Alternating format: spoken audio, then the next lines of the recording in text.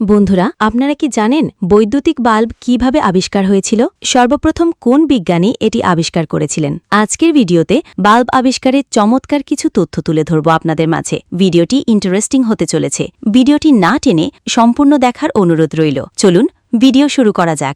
বৈদ্যুতিক বাতির আবিষ্কার একটি দীর্ঘ এবং জটিল প্রক্রিয়া ছিল, যেখানে অনেক বিজ্ঞানী এবং উদ্ভাবকের অবদান রয়েছে। যদিও টমাস এডিসনকে প্রায়শই বৈদ্যুতিক বাতির আবিষ্কারের কৃতিত্ব দেওয়া হয়, তবে এটি মনে রাখা গুরুত্বপূর্ণ যে তার আগেও অনেকে এই ধারণা নিয়ে কাজ করেছিলেন। প্রথম দিকের প্রচেষ্টা 1800 সালের দিকে হামফ্রি ডেভি প্রথম বৈদ্যুতিক আলো তৈরি করেন। তিনি একটি বৈদ্যুতিক ব্যাটারির সাথে তার যুক্ত করে কার্বনের একটি টুকরো গরম করে আলো উৎপন্ন করেন। এটি আর্ক ল্যাম্প নামে পরিচিত ছিল, তবে এটি দীর্ঘস্থায়ী বা ব্যবহারিক ছিল না। জোসেফ উইলসন সোয়ান একটি আলোর বাল্ব তৈরি করেন, যা একটি বায়ুশূন্য কাচের বাল্বের মধ্যে কার্বনাইজড কাগজের ফিলামেন্ট ব্যবহার করে। তবে এই বাল্বটিও দীর্ঘস্থায়ী ছিল না এবং কার্যকর ব্যবহারের জন্য উপযুক্ত ছিল না। টমাস এডিসনের অবদান। টমাস এডিসন প্রথম বাণিজ্যিকভাবে সফল ভাস্বর বাতি তৈরি করেন। তিনি একটি দীর্ঘস্থায়ী এবং কার্যকর ফিলামেন্ট তৈরির জন্য বিভিন্ন উপকরণ নিয়ে পরীক্ষা করেন। অবশেষে তিনি কার্বনাইজড বাঁশের ফিলামেন্ট ব্যবহার করতে সক্ষম হন, যা কয়েক ঘণ্টা ধরে চলতে পারত। 1879 সালে তিনি এর পেটেন্ট করেন। এডিসন শুধু বাতি আবিষ্কার করেননি, বরং একটি সম্পূর্ণ বৈদ্যুতিক আলো ব্যবস্থা তৈরি করেন, যার মধ্যে ছিল